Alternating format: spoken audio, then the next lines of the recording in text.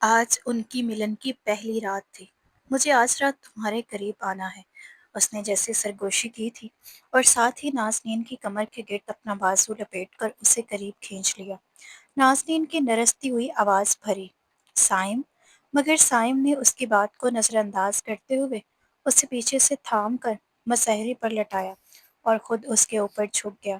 وہ اوندے منہ، نرم جسم بے دستی، بے بسی سے قسم سا رہی تھی، جبکہ سائم کی گرم سانسیں اس کی برہنہ گردن کو چھو کر اس کے وجود میں سنسنی دورا رہی، جبکہ سائم اپنی وحشت سے اس کے پور پور کو جھلسا رہا تھا۔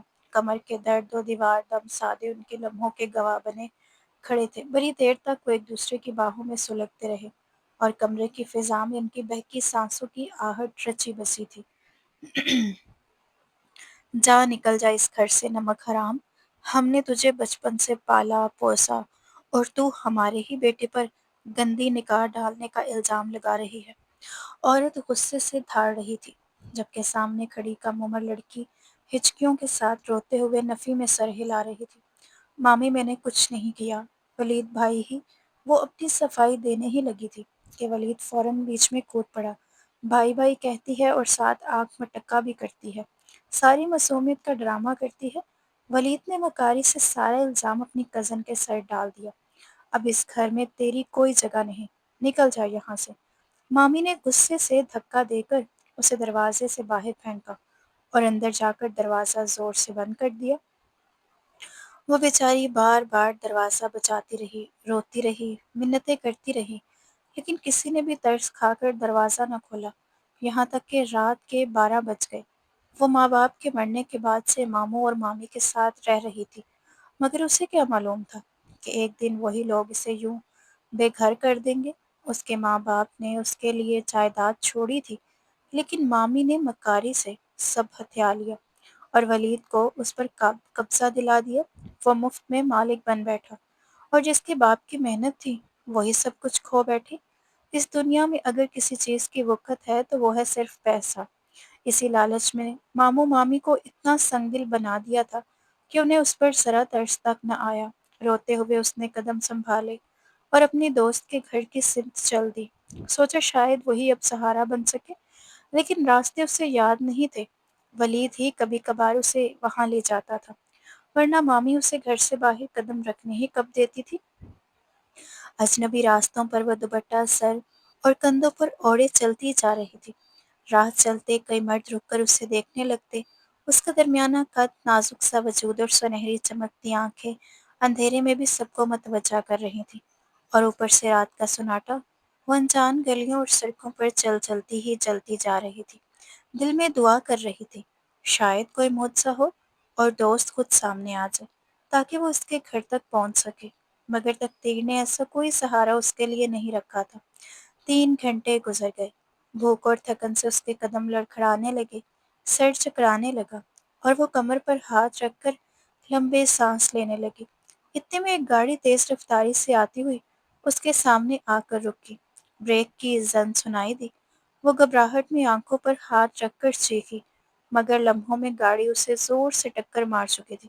وہ لڑک کر سڑک کنارے جا گری، اس کے سر سے خون بہنے لگا۔ گاڑی کا ڈرائیور سائم خانزادہ گھبرا کر باہر نکلا۔ لڑکی کے خون آلود چہرے کو دیکھا۔ وہ بظاہر 29-30 برس کی لگ رہی تھی۔ سائم نے ایک لمحہ ضائع کیے بغیر اسے گود میں اٹھایا اور فوراً ہسپتال لے گیا، جہاں اس کا علاج شروع کیا گیا، لیکن ہوش پھر بھی نہ آیا۔ سائم نے جھنجھلا کر موبائل میں لایا، ہیلو، گھر میں ایک کمرہ تیار کرو، پیشنٹ کو لانا ہے، کہہ کر اس نے اسے اپنے محل نما گھر میں منتقل کر دیا، جہاں ڈاکٹر سمیت ہر سہولت موجود تھی۔ نازنین اب سائم کے گھر تھی۔ علاج جاری تھا، لیکن 8 گھنٹے گزرنے کے باوجود وہ بے ہوش ہی پڑی رہی۔ یار، اس لڑکی کے ساتھ آخر مسئلہ کیا ہے؟ یہ ہوش میں کیوں نہیں آ رہی؟ سائم نے جھنجھلا کر ڈاکٹر سے کہا، سوال کیا۔ سائم کے پاس ویسے ہی وقت کی ہمیشہ کمی رہتی تھی، اور اوپر سے وہ لڑکی یوں بے سدھ پڑی تھی تو اس کے صبر کا پیمانہ لبریز ہو رہا تھا۔ سر، لڑکی کو ہوش آ جائے گا، لیکن اسے بہت کمزوری ہے اور خون بھی زیادہ بہہ گیا ہے، اس وجہ سے وقت لگ رہا ہے، ڈاکٹر نے نرمی سے جواب دیا۔ تو سائم نے بے بسی سے سر ہلایا، میں اس کے ہوش میں آنے تک یہاں سے ہل بھی نہیں سکتا۔ وہ دل ہی دل میں سوچنے لگا، کیونکہ اپنی ذمہ داری کسی اور کے سر تھوپنا اسے گوارا نہ تھا۔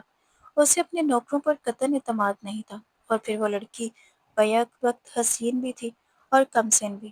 اسی لیے وہ کمرے کے باہر آ کر ٹہلتے ٹہلتے کال پر بات کرنے لگا۔ سر، آپ اپنا کام نپٹا لیں، ہم اس لڑکی کی حفاظت کر لیں گے۔ ایک نوکر نے اسے فکرمند دیکھ کر کہا۔ سائم نے سخت لہجے میں جواب دیا، اس لڑکی کا یہ حال میری وجہ سے ہوا ہے۔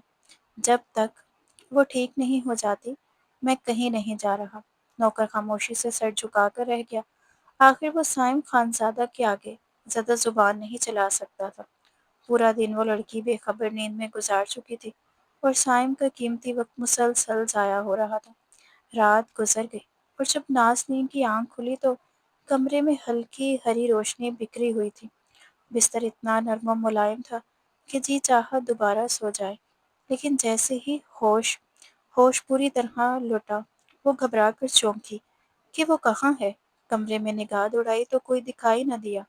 زیور بلب کی زیرو بلب کی مدھم روشنی میں کمرہ دمک رہا تھا، اور اوپر اس پر مہنگا سا کمفرٹر ڈالا ہوا تھا۔ وہ حیرانی سے کمفرٹر ہٹا کر اٹھی اور کمرے سے باہر نکلی تو باہر کا منظر اور بھی شاندار تھا، جیسے وہ کوئی خواب دیکھ رہی ہو۔ بڑی بڑی سیڑھیاں نیچے کو اتر رہی تھیں۔ وہ اوپر کھڑی نیچے جھانک رہی تھی، جہاں لمبے ڈائننگ ٹیبل پر کرسٹل کے گلدان چکمگا رہے تھے۔ اس نے لمحہ بھر کو یاد کرنے کی کوشش کی، اور جھٹکے سے یاد آیا کہ اسے کسی گاڑی نے ٹکر ماری تھی۔ گھبرا کر اس نے اپنا لباس دیکھا، وہ نیلے رنگ کے ہسپتال والے کپڑوں میں تھی۔ تیزی سے پلٹ کر کمرے میں دوپٹہ ڈھونڈنے گئی، مگر وہاں کچھ نہ تھا۔ دل میں خوف کے لیے وہ دوبارہ باہر آئی، اور برابر والے کمرے کا دروازہ کھول کر اندر جھانکا ہی تھا کہ ایک بھاری آواز اس کے کانوں سے ٹکرائی۔ بہت غرور تھا اسے اپنے حسن پر، آج اس کا غرور ریزہ ریزہ ہو جائے گا۔ سائم خانزادہ کی آواز سنتے ہی اس کے رونگٹے کھڑے ہو گئے۔ اسے یقین ہو گیا کہ یہ بات اسی کے بارے میں ہو رہی ہے، اور وہ کوئی اسمگلر یا خطرناک شخص ہے۔ دل میں طرح طرح کے اندیشے جنم لینے لگے، اور جب وہ اس کے کمرے کی طرف بڑھا تو نازنین گھبراہٹ میں دوبارہ کمفرٹر اوڑھ کر لیٹ گئی۔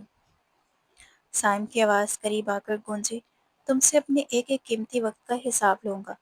تم جانتی نہیں ہو میں کون ہوں۔ یہ سن کر نازنین کا دل دھڑکنے لگا، جیسے پرندہ پنجرے میں پھڑ پھڑا رہا ہو۔ وہ اس کے باہر جانے کا انتظار کرنے لگی، اور جب سائم غصے سے اسے گھور کر باہر نکل گیا تو نازنین نے کھڑکی سے باہر جھانکا۔ گیٹ پر گارڈ گہری نیند میں سو رہا تھا۔ وہ بڑبڑائی، جب سونا ہی ہوتا ہے تو یہ امیر لوگ گارڈ کیوں رکھتے ہیں؟ خیر، میرے لیے تو اچھا ہے۔ وہ گھر سے بھاگنے کے بارے میں سوچنے لگی۔ اسے یہ اندازہ ہی نہیں تھا کہ پھر قسمت اسے پلٹا کر وہیں لا پھینکے گی۔ پورا گھر اندھیرے میں ڈوبا تھا۔ اس نے کھڑکی میں چادر باندھی اور سہارا لیتے ہوئے نیچے اترنے لگی۔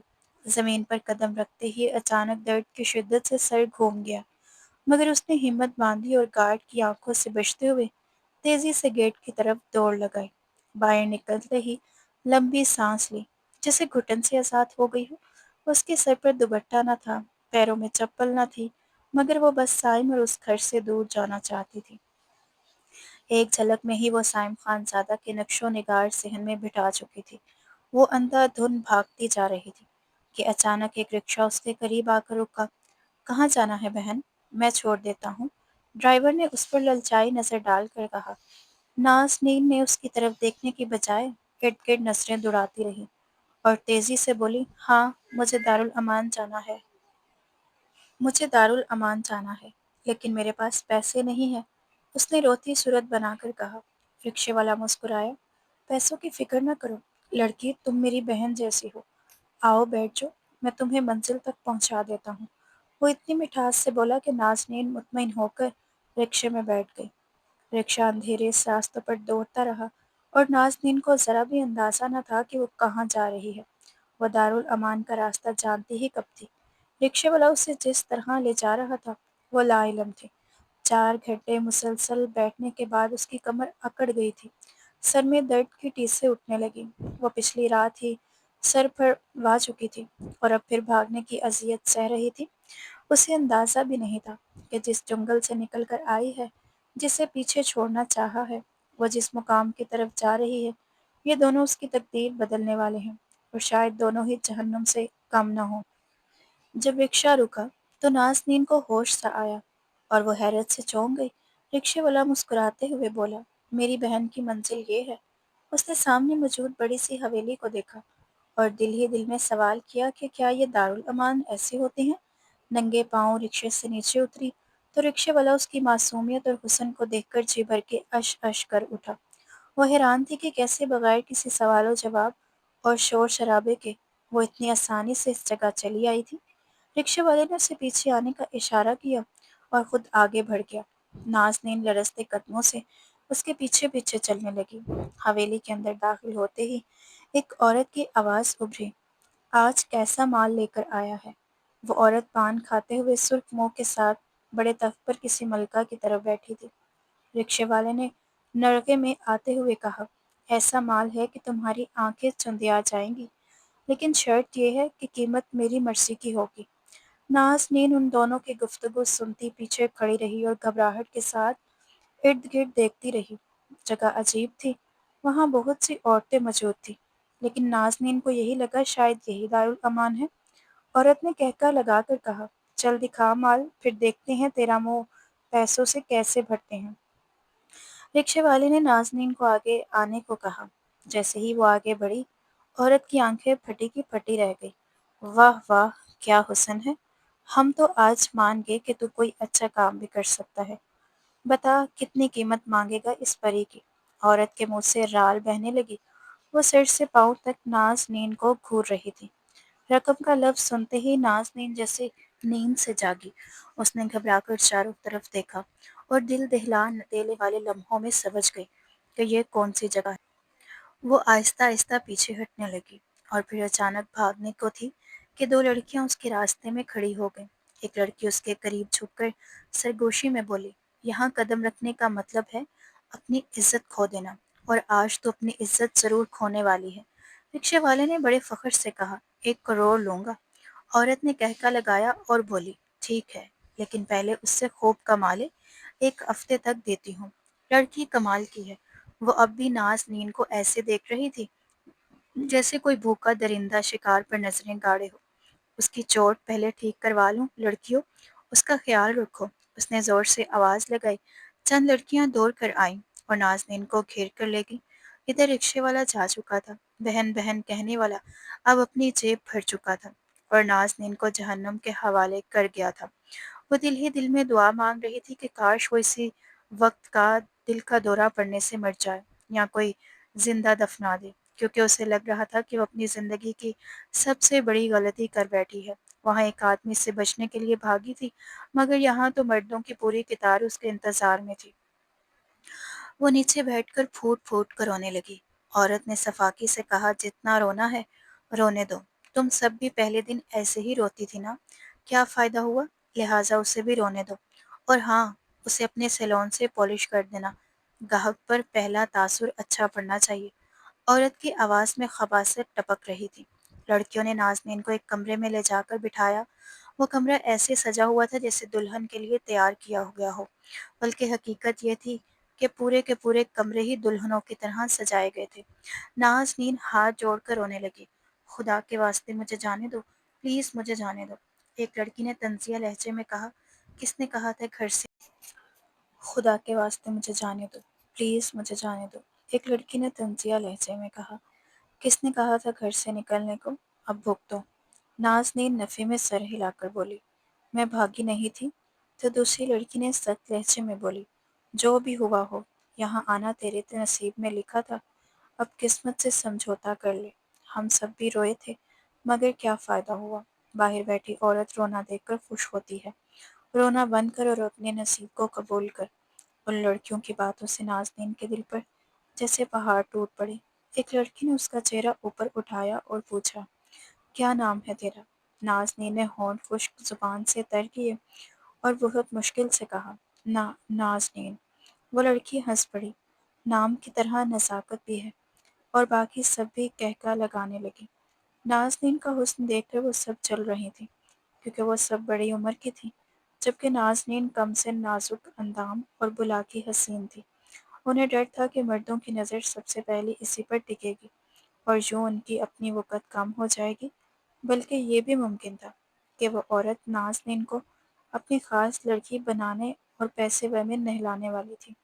اس کے دن یوں گزرنے لگے جیسے قربانی کے جانور کے گزرے ہوں، جنہیں قربانی سے پہلے سنوارا جاتا ہے۔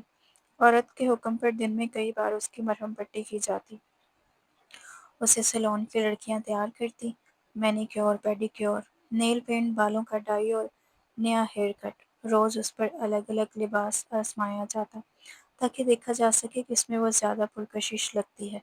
جب اس پر کالا اسکرٹ اور بغیر بازوؤں والا لباس پہنانے کے بعد اس کا سفید سراپا سامنے آیا تو عورت خود بھی آنکھیں جھپکنا بھول گئی۔ نازنین نے آئینے میں خود کو دیکھا تو گھبرا کر نظریں جھکا لیں۔ اس کا دل کانپ اٹھا کیونکہ اس کے جسم کا آدھا حصہ بے پردہ تھا، گہرا گول گلا اس کے سراپے سے چپکا ہوا تھا، اور وہ لباس نازنین کے رونگٹے کھڑے کرنے کے لیے کافی تھا۔ پلیز مجھے ایسے لباس مت پہنائیے، مجھے اچھا نہیں لگتا، میں یہ نہیں پہنوں گی، نازنین نے نرستی ہوئی آواز میں کہا۔ وہ عورت قہقہ لگاتے ہوئے آگے بڑھی، اس کی آنکھوں میں عجیب سا وحشی شوق لگ رہا تھا۔ وہ بچی پاگل ہے کیا؟ اتنے دن سے تجھے سجا سنوار کر، نکھار کر، ہم چادر اڑوانے کے لیے تیار کر رہے ہیں۔ یہ دنیا مرد کی کمزوری پر کھڑی ہے، اور مرد کی سب سے بڑی کمزوری یہی ہے۔ اس نے اس کے بالوں کو پیچھے کرتے ہوئے سرگوشی کی۔ نازنین نے نفی میں سر ہلایا، آنکھوں سے آنسو بہہ نکلے۔ خدا کے لیے مجھے جانے دو، میں قسم کھاتی ہوں آپ کو کما کر بہت سے پیسے لا کر دوں گی، بس مجھے چھوڑ دیں، وہ سسکیاں لیتی ہوئی بولی۔ عورت نے طنزیاں ہنسی چھوڑی، جتنا تو ایک رات میں لا دے گی نا، اتنا کوئی نوکری پیشہ سالوں میں نہیں کما سکتا۔ اب رونا دھونا بند کر اور سن، تیرا پہلا کام رقص ہوگا۔ وہ اس کی معصومیت کے باوجود دیوانگی سے نازنین کو تک رہی تھی۔ پھر لڑکیوں کو حکم دیا، اسے ایسا تیار کرو کہ آج محفل میں آگ لگ جائے۔ ہر مرد رال ٹپکاتا ہوا میرے قدموں میں آ کر بیٹھے۔ لڑکیاں سمجھ گئیں اور نازنین ہولے ہولے کانپنے لگی۔ ادھر ایک اور دنیا میں سائم خان زادہ اپنے دفتر کے شیشے کے کمرے میں بیٹھا سامنے کھڑے آدمی کی بات سن رہا تھا۔ سر معلومات کے مطابق وہ لڑکی اپنے ماموں مامی کے گھر رہتی تھی۔ الزام یہ تھا کہ اپنے کزن کو اپنی طرف مائل کرتی ہے، اس لیے اسے گھر سے نکال دیا۔ سائم نے گہری نظر سے دیکھا، کیا وہ واقعی لڑکی ایسے کردار کی ہے؟ آدمی نے جھجکتے ہوئے کہا، محلے والوں کا کہنا مختلف ہے، سب کہتے ہیں کہ وہ بہت باحیا اور پردہ دار تھی۔ اس کے ماموں مامی اس کی ساری جائیداد ہڑپ کر گئے اور اسے نکال بھی دیا تاکہ وہ کچھ نہ کر سکے۔ سائم کے لب سختی سے بھینچ گئے۔ دلچسپ، پیشہ بھی ہڑپ کیا اور بچی کو دھتکار بھی دیا۔ اس کے ہاتھوں میں پکڑا پیپر ویٹ تیزی سے گھومنے لگا۔ اور وہ دوسرا کام کہاں تک پہنچا؟ اس نے نظریں اوپر اٹھا کر پوچھا۔ سر آخری مرحلے میں ہے، جلد ہی سب کو پتہ چل جائے گا کہ حسن کی دیوی نے کس سے پنگا لیا ہے۔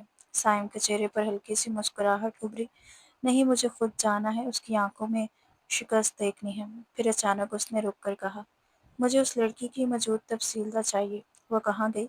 سر کیمرے میں بس اتنا دکھائی دیا کہ وہ ننگے پاؤں بھاگ رہی تھی۔ آگے کے کیمرے خاموش ہیں۔ سائم نے لمبی سانس بھری۔ کیمرے خاموش ہیں تو درختوں سے پوچھو، سڑک سے پوچھو، زمین سے پوچھو، وہ ضرور بتائے گی۔ آدمی چونک گیا۔ سر، آپ اس لڑکی کو لے کر اتنے فکر مند کیوں ہیں؟ سائم نے اسے گھورا۔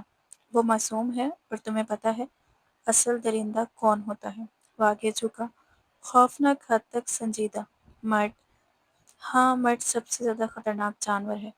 جب اس پر ہوس کا جنون سوار ہو جائے تو وہ بیٹی کی عمر کی بچی کے ساتھ بھی وہ سب کر جاتا ہے جو اپنی بیوی کے ساتھ کرنے سے پہلے 100 بار سوچتا ہے۔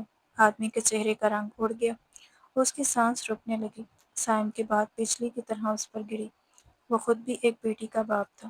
آپ درست کہہ رہے ہیں سر۔ اس نے گہری گھبراہٹ کے ساتھ اپنی ٹیم کو الرٹ کرنے کی تیاری شروع کر دی۔ اس وقت رات کے 11 بجے تھے، لیکن اس حویلی میں دن کا سا سما تھا۔ سفید بلبوں کی تیز روشنی میں ہر کمرہ جگمگا رہا تھا۔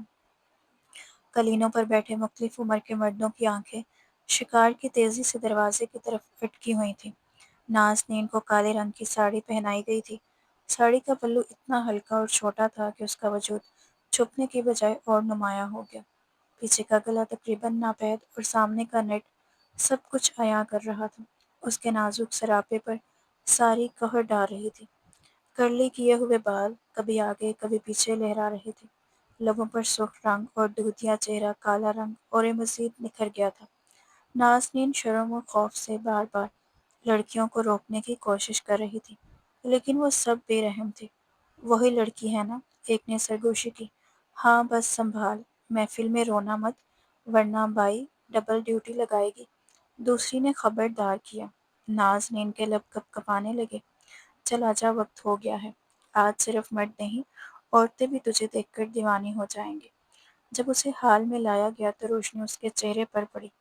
وہ کچھ دیکھ نہ سکی، لیکن آوازوں نے بتا دیا کہ مردوں کی تعداد درجنوں میں ہے۔ اس کا وجود کام کیا، سانس رکتی جا رہی تھی۔ گانا بجا، لڑکیاں گھومنے لگیں، کچھ نے اس کا ہاتھ پکڑ کر جھٹکے دیے۔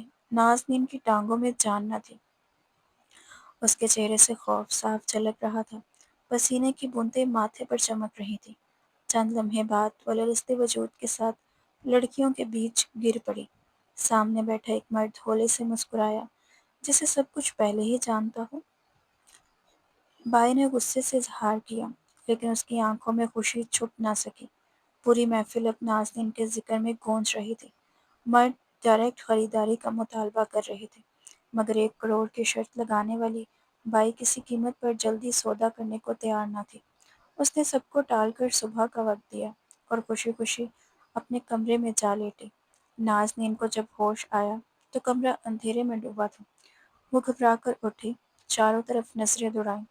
دل زور زور سے دھڑک رہا تھا، مگر اکیلا بھاگ کر اس نے شکر بھری سانس لی۔ لیکن جیسے ہی محفل یاد آئی، وہ گھٹنوں میں سر دیے دھیرے دھیرے رونے لگی۔ آنسو تھے کہ تھمنے کا نام ہی نہیں لے رہے تھے۔ نازنین روتے روتے رات گزار گئی۔ صبح کا اجالا پھیلا تو 2 لڑکیاں اس کے کمرے میں داخل ہوئیں اور حیرت سے اسے دیکھ کر بولی، کیا بات ہے بھائی؟ بولی لگ گئی ہے۔ نازنین کا دل ڈوب گیا اور لب کانپتے ہوئے صرف مطلب نکال سکے۔ وہ ہنستے ہوئے بولی، مطلب جانی ایک مرد آیا ہے، اس نے تمہاری بولی بلین میں لگائی ہے اور کہا ہے کہ تمہیں تیار کر کے باہر لے آئیں۔ واہ بھائی، تمہاری قسمت تو دیکھو، کسی مرد کی ہو رہی ہو ورنہ یہاں کسی کام کی نہ رہی۔ ان کے لہجے میں حسد چھلک رہا تھا۔ نازنین پیچھے ہٹتی ہوئی بولی، میں کہیں نہیں جاؤں گی۔ تو وہ طنزیہ بولی، جانا پڑے گا، یہ بلین ملین کا سوال ہے۔ پھر زبردستی سے اٹھایا، کپڑے تبدیل کروائے اور بیچاری روتی دھوتی ان کے حکم پر سب سہتی رہی۔ رات والی ساڑی پہنے جب وہ باہر نکلی تو اس کی نظریں جھکی ہوئی تھیں، چہرہ ایسے لگ رہا تھا جیسے برسوں کی مریض ہو۔ اس عورت نے مرد کو دیکھ کر کہا، چل بھٹی لے جا، اسے یہ پیسے ابھی کے ابھی نکالنے ہیں۔ مرد نے کندھے اچکائے، گویا کہہ رہا ہو میری بلا سے۔ پھر وہ عورت نازنین کا چہرہ اس کے سامنے اٹھاتے ہوئے بولی، یہ تیرا خریدار ہے، غور سے دیکھ لے، اب ہمارا اور تیرا کوئی رشتہ نہیں، چاہے اپنے پاس رکھے یا آگے بیچ دے، اس کی مرضی۔ نازنین نے جب نظر اٹھائی تو کانپ گئی، دل پتے کی طرح لرزنے لگا۔ وہ اور کوئی نہیں بلکہ سائم خان زادہ تھا۔ وہ مسکراتے لہجے میں بولا، تمہیں دیکھ کر میرا دل دھڑکنا بھول گیا تھا نازنین، تم اتنی حسین ہو کہ تمہارے لیے میں ملین بلین کیا اپنی ساری جاگیر لٹا سکتا ہوں۔ نازنین آنکھیں بند کر کے دل ہی دل میں موت کی دعا کرنے لگی۔ ہر بار کوئی نئی مصیبت اس کے قدم روک لیتی تھی۔ مامی کے گھر کی مشکلات کے باوجود اب کی بار زندگی زہر لگنے لگی تھی۔ اب تک ایک بھی ہمدرد نہ ملا تھا، سب اپنے مطلب کے لوگ تھے۔ سائم مسکرا رہا تھا، پھر اس کا ہاتھ تھام کر حویلی سے باہر لے آیا، جیب سے چادر نکالی اور نازنین پر ڈال دی۔ وہ حیرت سے چہرہ اٹھا کر دیکھنے لگی تو سائم نے لہجے میں کہا، ڈونٹ وری، میں ویسا نہیں ہوں جیسا تم سوچ رہے ہو۔ وہ اس کی آنکھوں کے ڈر کو بآسانی پڑھ سکتا تھا، وہ آنکھیں جو سنہری روشنی میں جگمگا رہی تھیں، جنہیں وہ پہلی بار ہوش میں دیکھ رہا تھا، ورنہ ہمیشہ اسے بے ہوش ہی دیکھا تھا۔ نازنین کی کپ کپاتی آواز نکلی، پھر آپ مجھ سے کیا چاہتے ہیں؟ سائم تھم گیا، سنجیدگی سے بولا، کچھ نہیں چاہتا، دنیا میں لوگ بنا مفاد بھی مدد کر دیا کرتے ہیں۔ پھر اسے جیپ میں بیٹھنے کا اشارہ کیا، وہ بیٹھ گئی اور فوراً گاڑی آگے بڑھ گئی۔ پیچھے حویلی میں کوہرام مچ گیا، ریڈ ہو چکی تھی، لیڈی پولیس عورتوں اور لڑکیوں کو جیپ میں ڈال رہی تھی، چیخو پکار کا شور تھا۔ سائم کو میسج ملا تو اس نے سکون کی سانس لی، نازنین جیسی بے قصور لڑکیاں محفوظ ہو چکی تھیں۔ نہ اس عورت کو نازنین کی قیمت ملی اور نہ ہی رکشے والے کو۔ وہ بنا کسی داغ کے بچ گئی، لیکن دل میں سائم پر اب بھی شک تھا۔ راستے بھر وہ اس کے چہرے میں کچھ ڈھونڈتی رہی۔ کشادہ وجود، ہلکی شیو، سیدھی ناک۔ وہ بلا شبہ ہینڈسم تھا، مگر نازنین کو بالکل اچھا نہیں لگ رہا تھا۔ سائم نے اس کی نگاہوں کو بھانپتے ہوئے کہا، میں نے کہا نا، مجھ پر شک کی ضرورت نہیں۔ وہاں تمہیں بچانے گیا تھا۔ شکر کرو کل رات تم بے ہوش ہو گئی تھی، ورنہ سب کے سامنے سے تمہیں کھینچ کر لے جاتا اور جو ہوتا دیکھا جاتا۔ وہ کل رات کو یاد کر کے بولا تو نازنین حیرت سے آنکھیں پھیلا کر بولی، آپ وہاں کب؟ سائم نے رخ پھیر کر جواب دیا، معلوم ہوا تم وہاں ہو، چیک کرنے گیا تھا۔ تمہیں دیکھ کر یقین نہیں آ رہا تھا، تم کیسے وہ سب کچھ کر سکتی ہو؟ نازنین نے تکلیف سے آنکھیں بند کر لی۔ وہ مزید بولا، تم گھر سے کیوں بھاگی تھی؟ اگر وہاں نہ بھاگتی تو آج حالات مختلف ہوتے۔ نازنین نے سامنے دیکھتے ہوئے تلخی سے کہا، آپ کہہ رہے تھے آپ کو اپنے حسن پر غرور ہے، آج غرور ریزہ ریزہ ہو جائے گا۔ مجھے لگا آپ مامی کے بھیجے ہوئے ہیں۔ سائم رک گیا، پھر سنجیدگی سے بولا، ہر وقت اپنے دماغ سے سوچنے کی ضرورت نہیں، کبھی دوسروں کے بارے میں بھی بات ہو سکتی ہے، ضروری نہیں کہ تمہارا ذکر ہو۔ نازنین نے اچانک رخ پھیر کر سوال کیا، آپ مجھ سے ایسے کیوں بات کر رہے ہیں؟ سائم حیران ہوا، مطلب کیسے؟ تو وہ بولی، جیسے آپ مجھے برسوں سے جانتے ہیں، حالانکہ میں تو بس آپ کی گاڑی سے ٹکرا گئی تھی۔ اس کے علاوہ آپ مجھے کیسے جانتے ہیں؟ اس کی حیرانی بڑھتی جا رہی تھی کہ وہ کیوں اسے بچا رہا تھا۔ سائم نے دھیمے انداز میں کہا، فی الحال میں ایک بے سہارا لڑکی کو اکیلا نہیں چھوڑ سکتا۔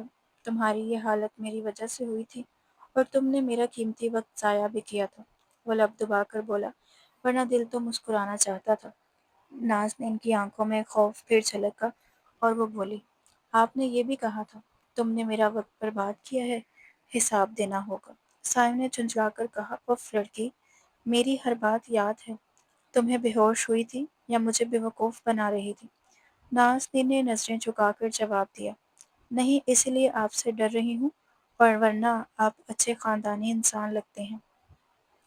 جب سائم کا گھر آیا تو نازنین نے رویے میں تبدیلی آ گئی۔ اس کے پاس جانے کو کوئی جگہ نہیں تھی۔ بھاگنے کی حماقت ایک بار کر کے دیکھ چکی تھی، دوبارہ نہیں کر سکتی تھی۔ سائم نے اس کے انداز کو بھانپ لیا اور لبوں پر مسکراہٹ آ گئی۔ وہ اسی کمرے میں ٹہری ہوئی تھی جہاں سے بھاگی تھی۔ یہ کمرہ سائم کے کمرے کے بالکل برابر میں تھا۔ آنے کے بعد اسے ناشتہ مل چکا تھا اور دوپہر میں بھی بہت لذیذ کھانا وہ کھا چکی تھی۔ اس کی نیند اس حویلی میں حرام ہو چکی تھی، اس لیے وہ ناشتے کے بعد سے سو رہی تھی۔ دوپہر میں کھانے کے لیے اٹھی اور پھر دوبارہ سو گئی۔ سائم نے آ کر سیدھا نازنین کے بارے میں پوچھا تو نوکر نے بتایا کہ وہ صبح سے سو رہی ہے۔ یہ سن کر وہ اچھا کہہ کر نازنین کے کمرے کے باہر کھڑا ہو گیا اور سوچنے لگا کہ دروازہ بجائے یا نہ بجائے، لیکن اتنا زیادہ سونے کی بات سن کر اس نے آخر کار دروازہ بجا ہی دیا۔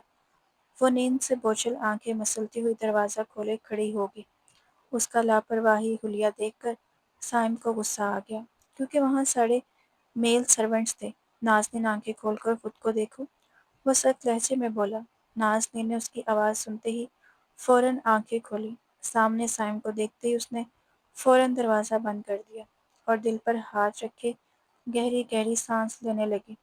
اف، کیا سوچ رہا ہوگا وہ میرے بارے میں؟ اس نے گھبراہٹ میں جلدی سے دوپٹہ اوڑھا اور دوبارہ دروازہ کھول دیا۔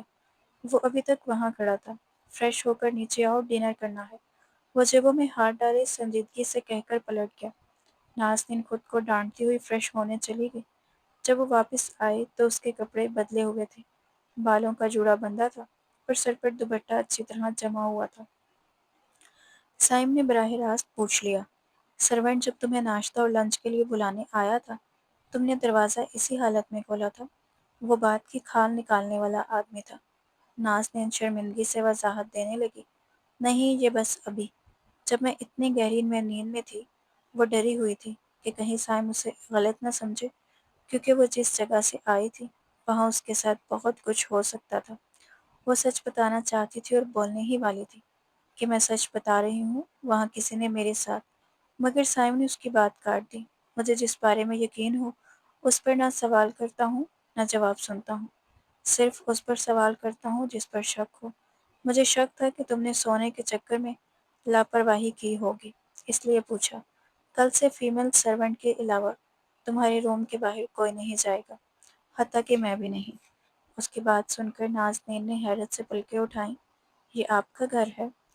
وہ اسے اس کی ملکیت کا احساس دلانے لگی، مگر سائم نے فوراً جواب دیا، سو وٹ، جہاں عورت ہو وہاں مرد کو احتیاط برتنی چاہیے۔ نازنین کی آنکھیں نم ہو گئیں، کیونکہ حقیقت یہ تھی کہ عورت اور گھر دونوں ہی کو مرد اپنی ملکیت سمجھتا ہے اور جیسے چاہے استعمال کرتا ہے۔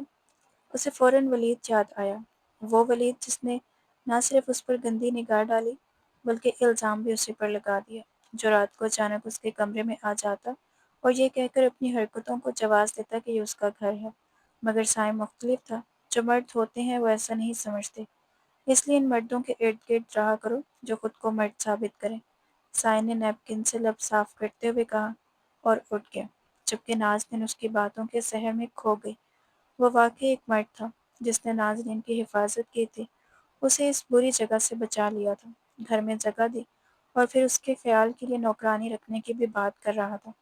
نازنین کو لگا وہ اس کے احسان تلے دب جائے گی۔ اس رات وہ کافی دیر تک جاگتی رہی اور سائم خان زادہ کے بارے میں سوچتی رہی۔ اس نے اپنی پوری زندگی میں ایسا مرد نہیں دیکھا تھا۔ حکومت کرنے والے، رعب جمانے والے، غصہ دکھانے والے، یہی قسمیں مرد کی ہوتی ہیں، مگر سائم ان سب سے مختلف تھا۔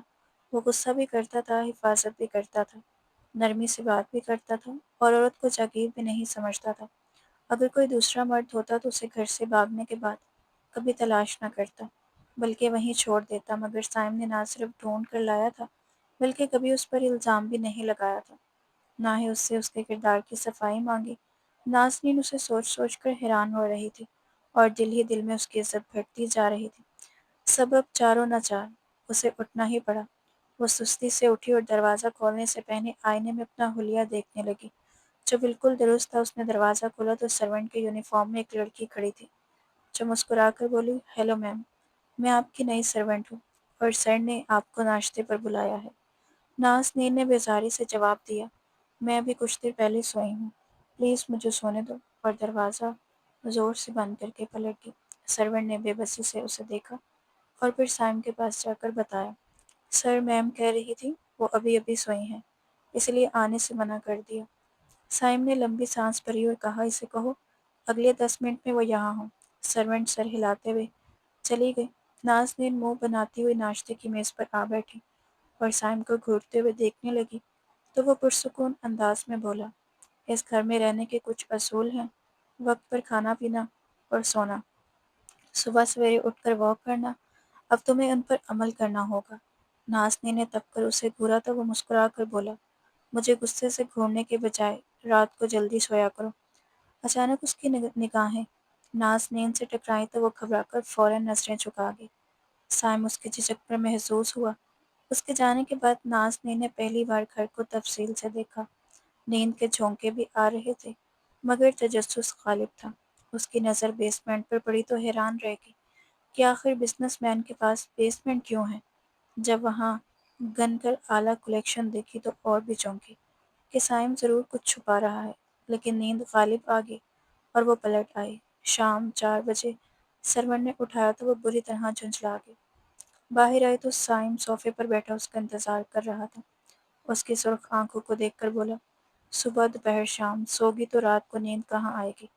نازنین نے تھکے لہجے میں کہا، میں اتنے دنوں سے سکون سے نہیں سو پائی تھی، اب خدا کے واسطے سونے دو۔ سائم نے سنجیدہ ہوتے ہوئے کہا، صبح 5 بجے تم یہاں موجود ہو، ورنہ مجھ سے برا کوئی نہیں ہوگا۔ وہ بڑبڑائی، آپ سے برا ہے بھی کوئی نہیں، جس پر سائم نے ہنسی ضبط کی۔ اگلی صبح جب 5 بج کر 10 منٹ پر بھی وہ نہ آئی تو سائم خود اسے جگانے پہنچ گیا۔ دروازہ کھلا تو وہ بازار سے نکلی، دوپٹہ نماز کی طرح لپیٹا ہوا تھا، غالباً نماز پڑھ کر سوئی تھی۔ سائم بولا، میرے 15 منٹ برباد کر چکی ہو۔ تو نازنین منہ بنا کر بولی، کاش میں آپ کی پوری زندگی برباد کر سکتی۔ سائم ہنس دیا اور اسے واک کے لیے باہر لے آیا۔ نازنین بار بار تھک کر بیٹھ جاتی، مگر سائم ضد پر قائم رہا اور اسے 2 گھنٹے واک کرواتا رہا۔ وہ بڑبڑائی، خود تو اتنا تگڑا ہے، مجھے بھی اپنی طرح سمجھ رکھا ہے، حالانکہ سائم سب کچھ سن لیتا مگر خاموش رہتا۔ نازنین چاہے بیزار رہتی مگر سائم اس کی موجودگی کو انجوائے کرتا۔ وہ بس اصول پسند تھا اور یہی اس کی سختی تھی، ورنہ وہ برا انسان نہیں تھا۔ 3 دن تک نازنین نے اس کی ضد پر اصول اپنائے مگر چوتھے دن سے وہ خود عادی ہو گئی اور سائم کے دروازہ بجانے سے پہلے ہی باہر آ جاتی، جس پر سائم بالکل ریلیکس ہو گیا۔ ایک دن واک سے واپسی پر اس نے پوچھ لیا، بیسمنٹ کیوں ہے یہاں؟ سائم نے پسینہ پوچھتے ہوئے کہا، وہاں میں کام کرتا ہوں۔ نازنین نے حیرانی سے پوچھا، مطلب آپ بزنس مین کے علاوہ بھی کچھ ہیں؟ سائم مسکرا کر بولا، ہاں، سیکرٹ فوجی بھی ہوں۔ نازنین اچھل پڑی، مطلب سیکرٹ ایجنٹ؟ تو سائم نے گھبرا کر اس کے منہ پر ہاتھ رکھا، شش، کسی کو بتانا نہیں ہے۔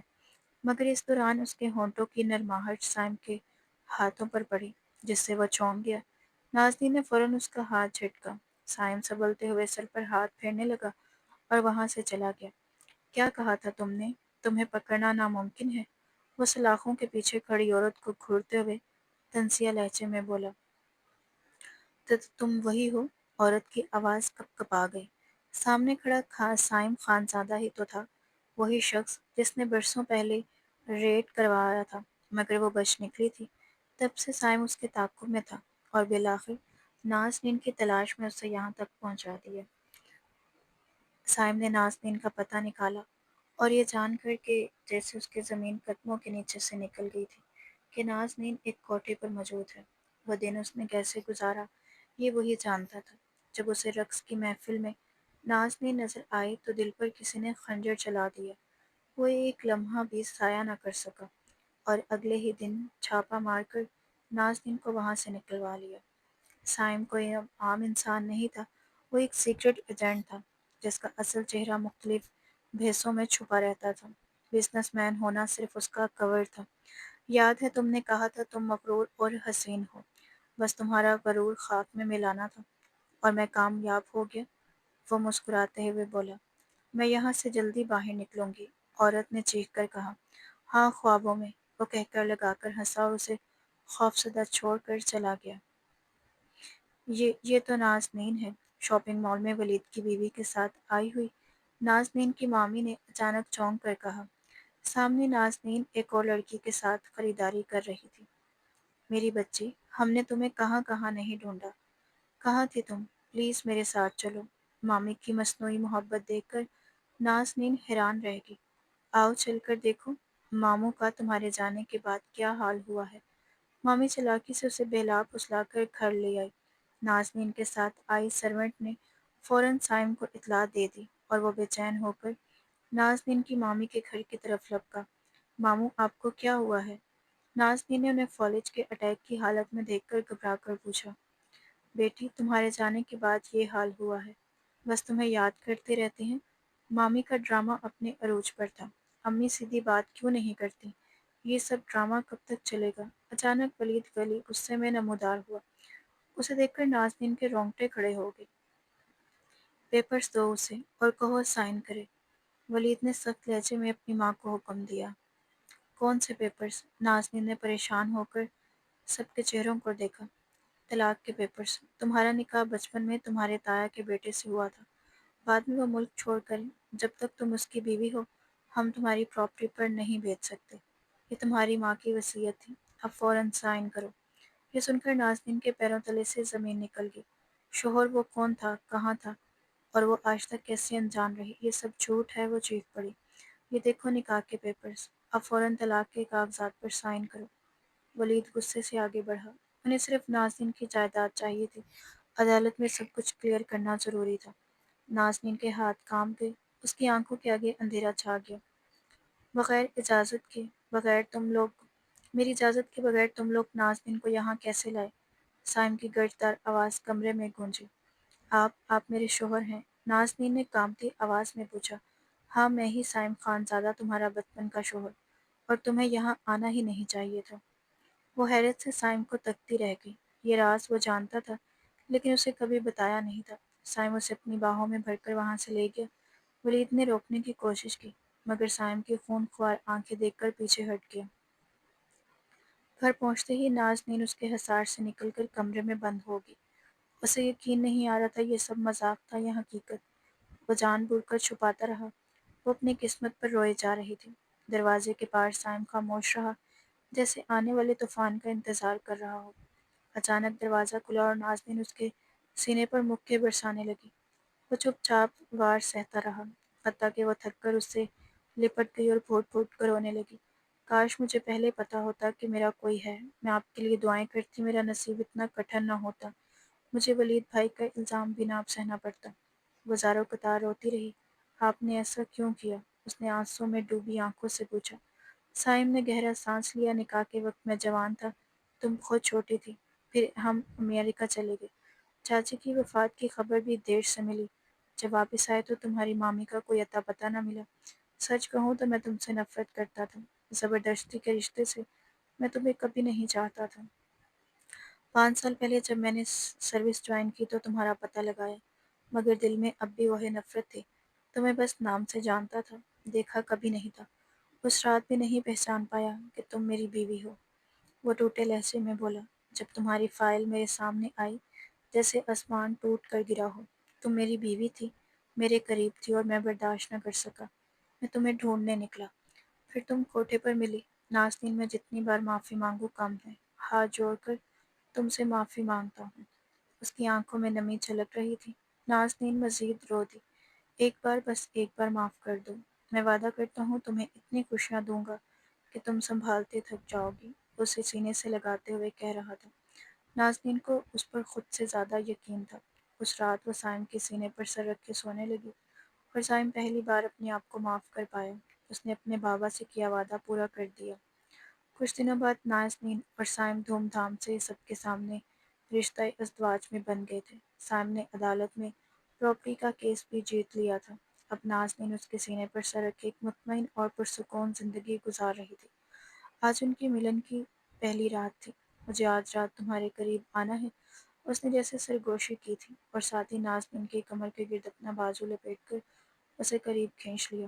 نازنین کی لرزتی ہوئی آواز ابھری سائم، مگر سائم نے اس کی بات کو نظر انداز کرتے ہوئے اسے اپنے پیچھے سے تھام کر مسہری پر لٹایا اور خود اس کے اوپر جھک گیا۔ وہ اندھے منہ نرم بستر میں دھسی بے بسی سے قسم سا رہی